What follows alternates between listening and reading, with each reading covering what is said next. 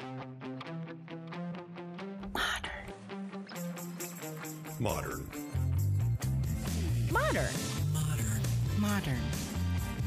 We're prepping for a voyage. Modern.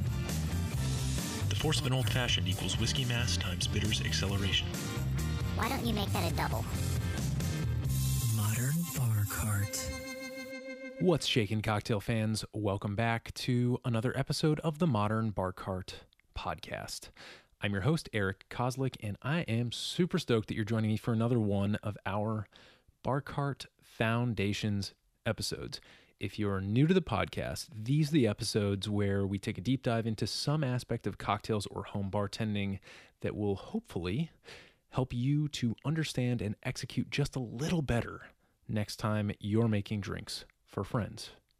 Just a quick note before we jump in here, we recently added a nifty little functionality to the podcast feed on modernbarcart.com that allows you to filter by our most popular episode types, essentially categories. So if you want to check out all of our Bar Cart Foundations episodes, for example, or all of our interview episodes, head on over to modernbarcart.com/podcast, and you'll see some helpful buttons that will allow you to filter all of our episodes by type with a single click.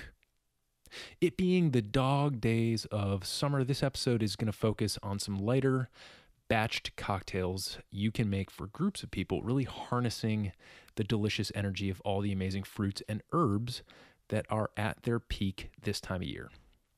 The two styles we're going to focus on are the Summer Cup and, of course, the Sangria, each of which have interesting origins and fascinating little historical tributaries to explore. This episode has a bunch of cocktail recipes, so we're just going to jump right in here and take a trip back in time to the year 1823.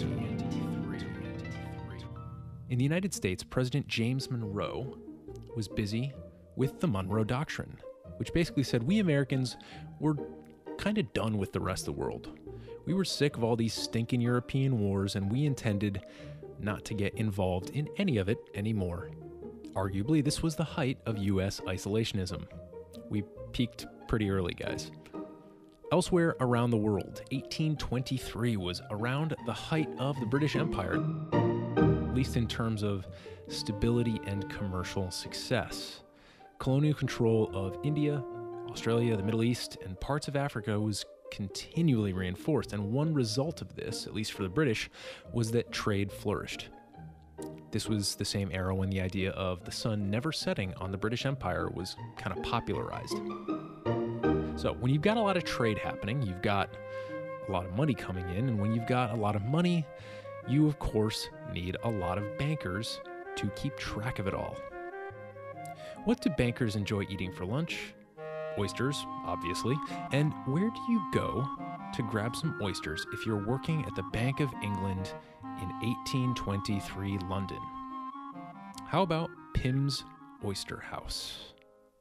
In 1823, oyster house proprietor James Pimms began making an intriguing little gin-based herbal liqueur and selling it as a digestive remedy out of his restaurant.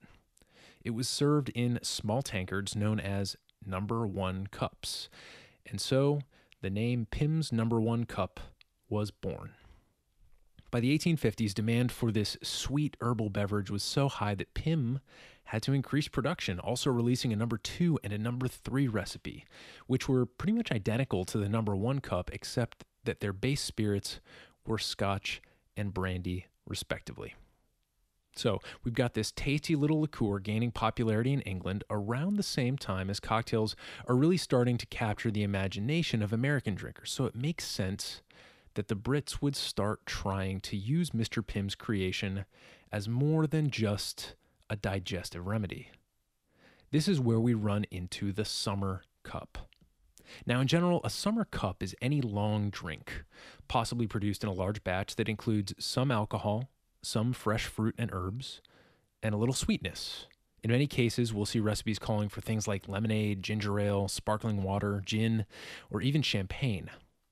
The sweetness comes oftentimes from some cordial, like Pimms classically, or perhaps from a syrup, and the common fruits and herbs used in a classic summer cup, this British invention, include mint, cucumber, strawberries, and apples, things that the British had access to. Now, a basic recipe, kind of like the most pared down version for a Pimms summer cup, is as follows: 2 ounces of Pimms No. 1, 4 ounces of sparkling lemonade or lemon lime soda, and then your fruit and herb garnish. You know, a little bit of diced up strawberries and apples, some mint, and some sliced cucumber. And these garnishes can be, you know, kind of muddled into the cup from the bottom, or you can actually kind of build your garnish on the top if you want something a little bit more pretty. Sometimes this is built in a Collins glass with ice if you're making a single serving, and sometimes it's all thrown into a big old pitcher or punch bowl so that the ratios correspond to the recipe that I just listed. Now, the big questions when you're making a Pimms cup, or any summer cup really, are: what's the occasion, and how boozy do you want it to be? These are important questions, especially in the summer.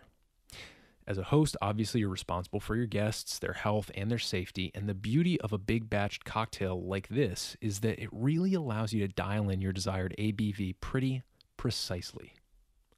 If the only source of alcohol in your summer cup is the Pimms, you're going to be looking at something that's roughly 8.25 alcohol by volume, and that's before things like dilution from ice or other non-alcoholic liquid ingredients come into play. So really, you know, after dilution, you're looking at something around 5 to 7%, which is about as boozy as a normal beer and about half the strength of a glass of wine.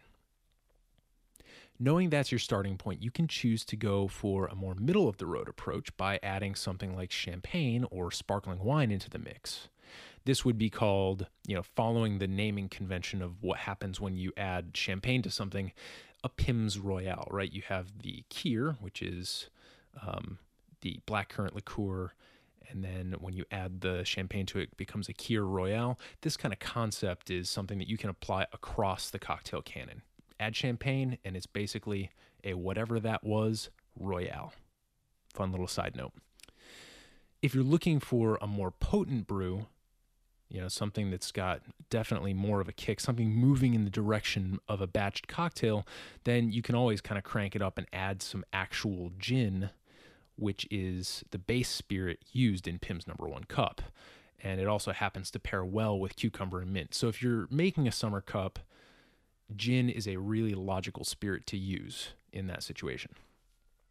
One last fun fact I'll add about the Pimms Cup cocktail is its historical connection to the Wimbledon tennis tournament that's held each year in London.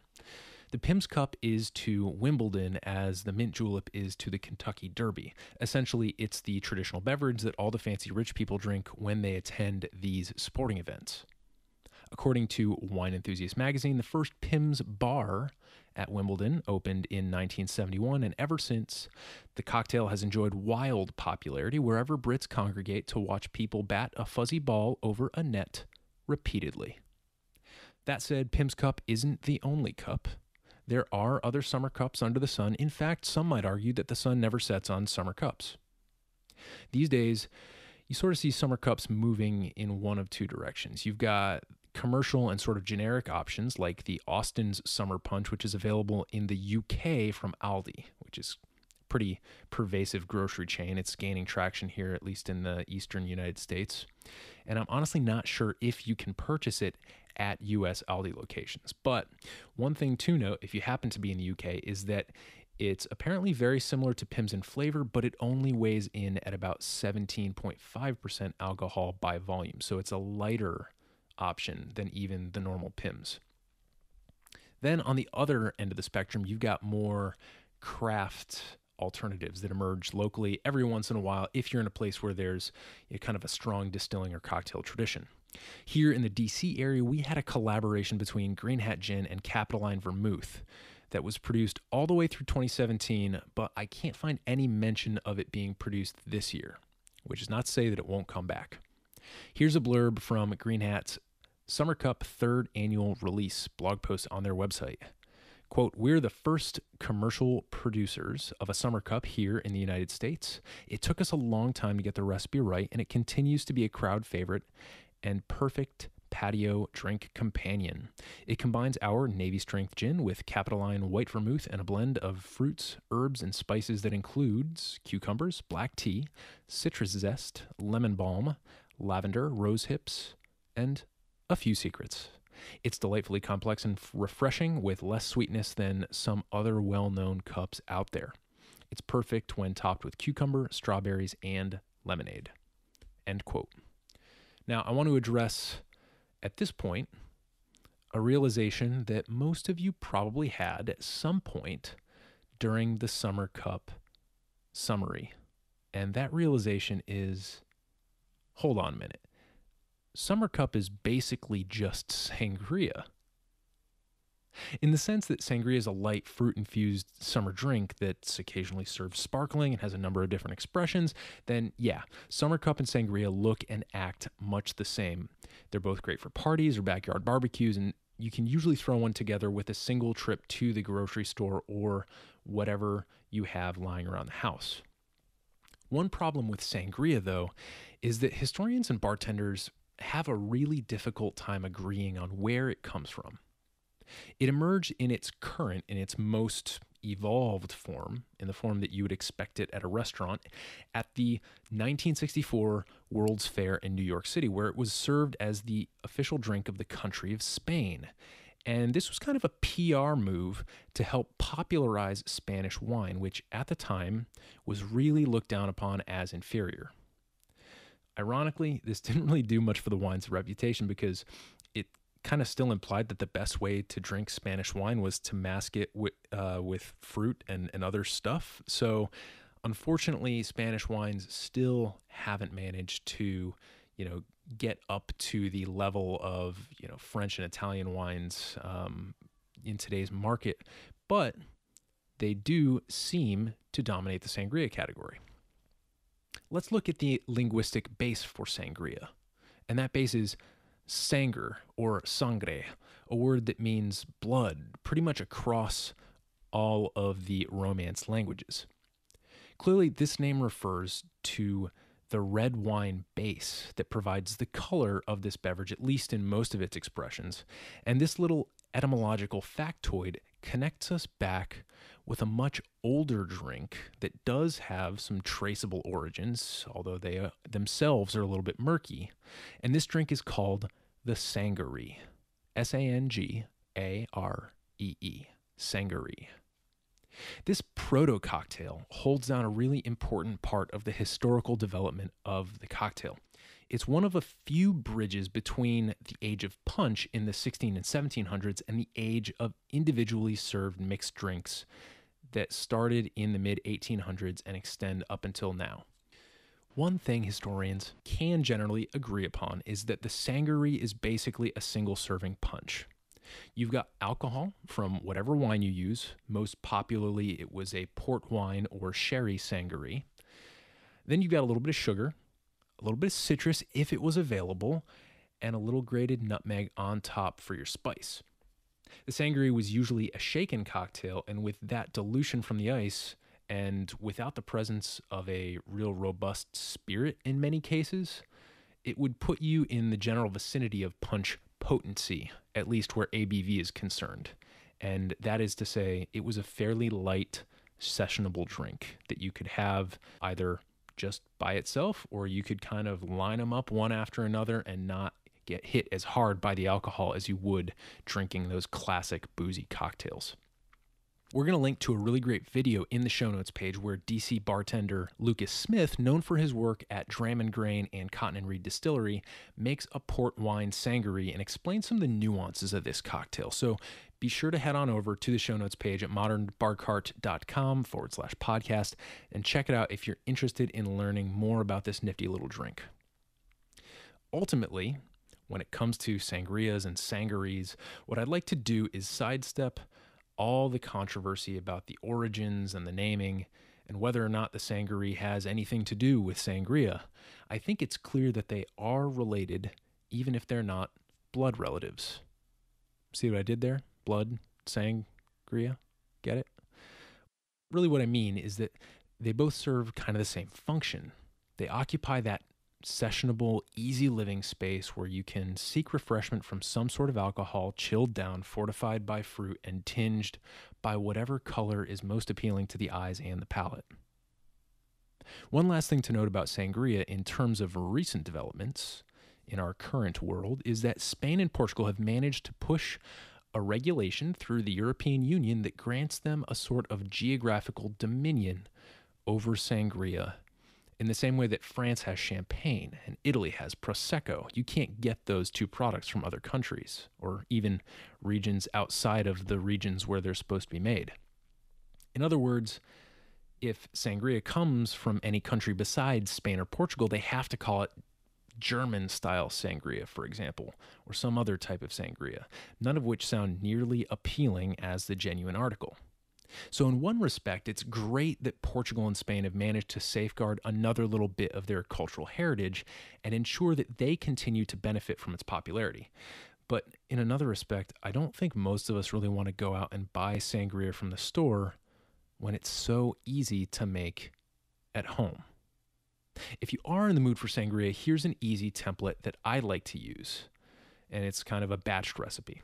So all you have to do is, in a large pitcher, combine the following: 1 bottle of fruity red wine. I like Grenache, which is the French word, or Garnacha, which is the Spanish word for the same grape. It's a juicy, kind of very easy drinking, soft red. Or alternatively, a nice red Zinfandel. You can get a lot of those from California. They're really beautiful. Next, you want 1/3 of a bottle of brandy if you have access to it. This should not be your expensive cognac, and it can be a fruit brandy if you've got one on hand. Then you want your kind of fruit that's floating in there and infusing all that nice flavor. I like to use about 1/2 of an apple cubed. I tend to avoid the Granny Smiths here and go for some of the more kind of soft fruity apples like a Cortland or a Pink Lady. Then you also can add about 1/2 an orange, and I just kind of peel that and cut them into small little chunks. And then likewise 1 peach or nectarine if you've got it on hand. I really love a nice ripe nectarine. I feel like it adds that beautiful little touch of acidity to a sangria that's really welcome, especially depending on what base wine you use. Then finally, you're going to add about 3 tablespoons of your most flavorful sugar. If all you've got lying around the house is granulated sugar, that's fine. But I personally like raw cane sugar or even brown sugar. Again, depending on the wine you choose. Let your taste buds be your guide. And then to chill it down and for a little bit of dilution, I like to add 1 to 2 cups of ice and stir that in. And what you do is you just kind of combine these ingredients in the biggest container you have, and then you kind of pitcher them up in 1 or multiple pitchers for your guests to serve themselves from. The beauty of sangria is it's really not something that needs a lot of your attention. It's a very easy self-serve process. I hope this Bar Cart Foundations episode has given you a useful way to think about some of the easy-to-batch, low-ABV drinks out there, especially the ones that have kind of interesting historical origins. And I also hope you'll tag us on Facebook or Instagram at Modern Bar Cart so that we can check out the summery creations that you make, whether you're hosting or just enjoying a long afternoon on the patio with a cold drink and a book. That's it for this episode, but we'll catch you next time on the Modern Bar Cart podcast. Hey everybody, thanks for listening. If you enjoyed this episode, there's 2 big things you can do for us here at Modern Bar Cart. One would be to tell your friends and family if you think they'd enjoy listening to us talk about cocktails. And if they don't download podcasts, they can always stream our episodes on their desktop directly from the show notes page at modernbarcart.com. The other thing you can do to help would be to head on over to iTunes or wherever you download your podcasts and leave us a review. 5 stars are great, but we're more interested in your feedback. And the beauty is, the more reviews we have, the easier it will be for other folks out there to learn about our show. We're trying to start a cocktail revolution here, and by spreading the word, you're helping us fight the good fight. You can always reach us by emailing podcast@modernbarcart.com if you're looking for cocktail or bartending advice, or if you're a pro who would like to pull up a mic and be interviewed for all to hear. Also, definitely follow us on Instagram and Facebook @modernbarcart for cocktail porn, recipes, and entertaining tips. And keep an eye out for new product releases and special offers, which are happening all the time. We love our listeners, and we really enjoy giving you exclusive discounts and sneak peeks at our latest and greatest cocktail projects. This episode may be over, but for you, the mixological fun and adventures are just beginning, so remember, folks, drink responsibly and experiment boldly.